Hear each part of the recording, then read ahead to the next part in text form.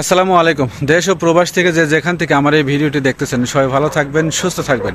আজকে খুবই গুরুত্বপূর্ণ একটা তথ্য দেব যারা আর কি মালয়েশিয়াতে আসতে চাচ্ছেন না, কারণ আপনারা জানেন যে মালয়েশিয়াতে কিন্তু প্লান্টেশন ভিসার সময় বাড়ানো হয়েছে। সেটা হলো জানুয়ারি, ফেব্রুয়ারি, মার্চের 31 তারিখ পর্যন্ত সময় বৃদ্ধি করা হয়েছে।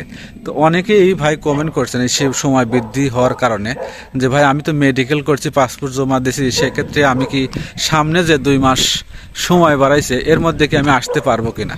তো আজকে এই ভিডিওর মাধ্যমে আপনাদের সাথে একদম ক্লিয়ার করব। সেটা হলো যে আসলে যারা মেডিকেল করছেন, টাকা পয়সা জমা দিয়েছেন, বা অনেকেরই ভিসা বাড়াইছে, হয়তো বা আগের সময় ছিল না, এখন আবার নতুন করে 2 মাস বাড়াইছে, এর মধ্যে এরাকে আসতে পারবে না, এগুলোও আপনাদের সাথে ফুল ডিটেলস আলাপ করব।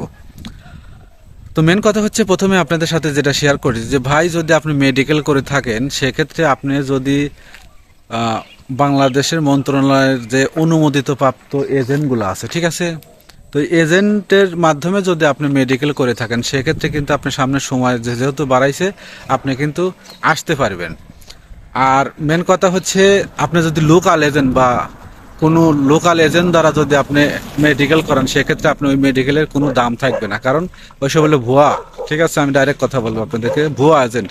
হয়তো ওরা কারো ধরছে, যদি ওই মেডিকেলগুলো ওই পর্যন্ত না পৌঁছায় তাহলে আসতে পারবেন, কারণ সময় বাড়াইছে একটাই কারণ, সেটা হলো যারা আসতে পারে নাই, সময় মেডিকেল করছে, পাসপোর্ট জমা দিয়েছে বা ভিসা বাড়াইছে, তাদের জন্য কিন্তু।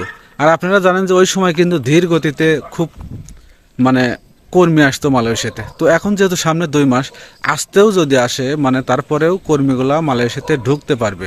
এরকম কিন্তু অনেকেই আছে যাদের কলিং ভিসা বাড়াইছে, মেডিকেল করছে। কিন্তু আপনাদের সাথে একটা পরামর্শ আপনাকে আমি দেব, সেটা হলো আপনি সরকার অনুমোদিত প্রাপ্ত যে এজেন্টগুলো আছে, আপনারা ওদের কাছে মেডিকেল করবেন। ঠিক আছে, নতুন করে করলেও সমস্যা নাই, কারণ নতুন করেও তো আরও অ্যাপ্রুভাল এগুলো যাচ্ছে বাংলাদেশে, তাই না?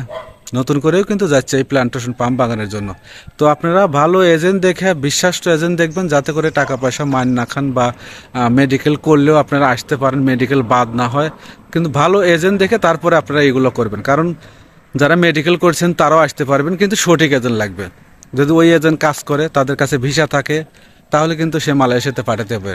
আর আপনি মেডিকেল করলেন, তাদের কাছে কোনো ভিসাই নাই, আপনাকে উল্টাপাল্টা একটা বোঝায় দিল, সেক্ষেত্রে কিন্তু আপনি মালয়েশিয়াতে আসতে পারবেন না।